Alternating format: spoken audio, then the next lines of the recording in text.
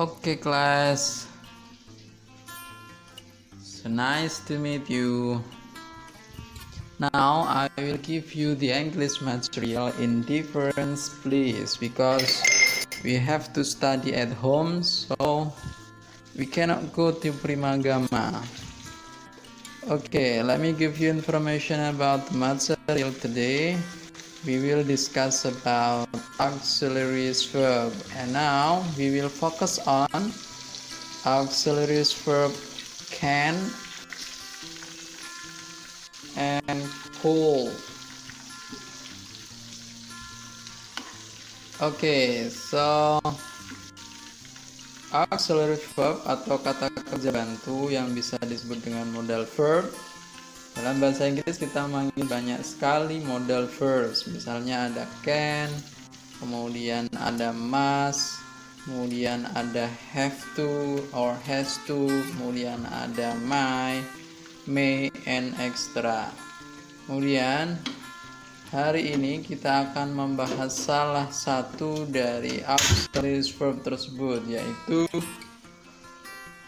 can. Oke, can bisa digunakan untuk menyatakan kemampuan atau ability. Contohnya, for example is like I can swim, she can speak English, Ronnie can drive a car.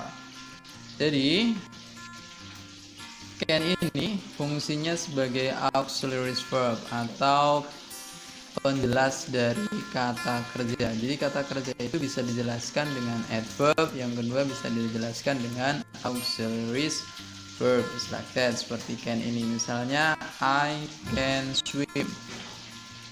I can swim ini subjeknya I, kemudian can sebagai auxiliary verb, kemudian swimnya sebagai kata kerja inti.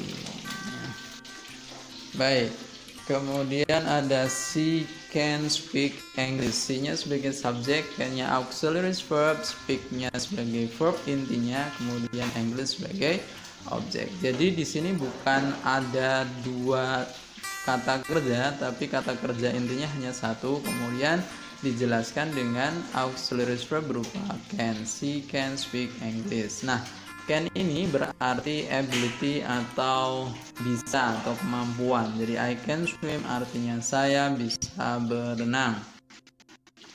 Kemudian can juga bisa berarti permission atau izin.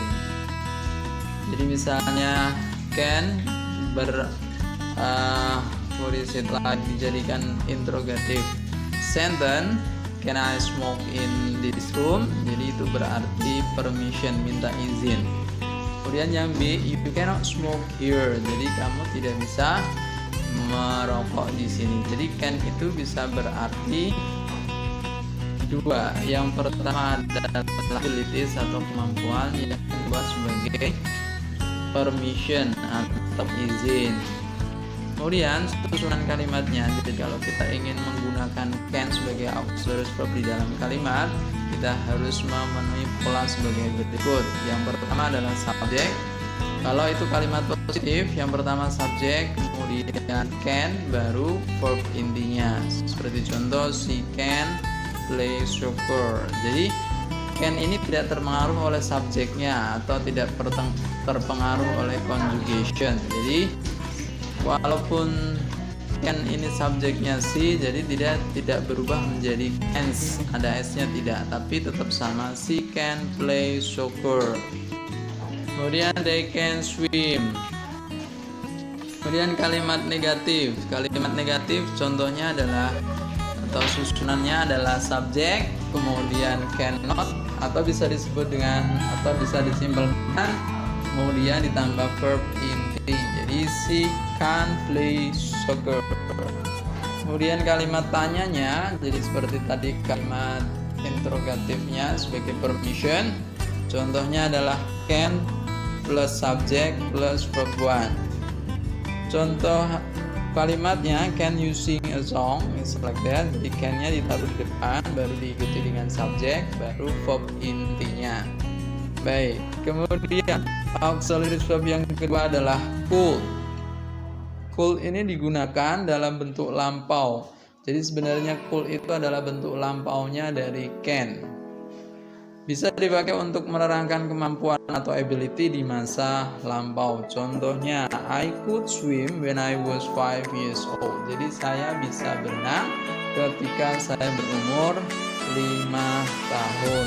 Tony could speak 7 languages. Jadi Tony bisa berbicara 7 bahasa. Kemudian untuk merubah kalimat tersebut menjadi kalimat negatif, tinggal ditambahkan not. Susunan kalimatnya juga, susunan pola kalimatnya juga sama dengan can. Jadi ada subjek, kemudian ditambah could, baru kata kerja intinya. Nah, kata kerja intinya ini berupa verb 1 bukan verb 2, karena could-nya ini sudah berupa verb 2 atau auxiliary verb lampau, jadi verbnya tetap sama, verb 1. Misalnya I could swim, jadi not I could swim, just like that. Kemudian kalau dalam bentuk negatif tinggal ditambah not, I could not swim.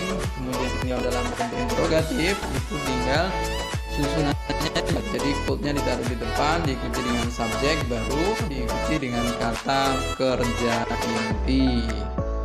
Baik, untuk hari ini kita dari dulu, yaitu auxiliary verb can dan could.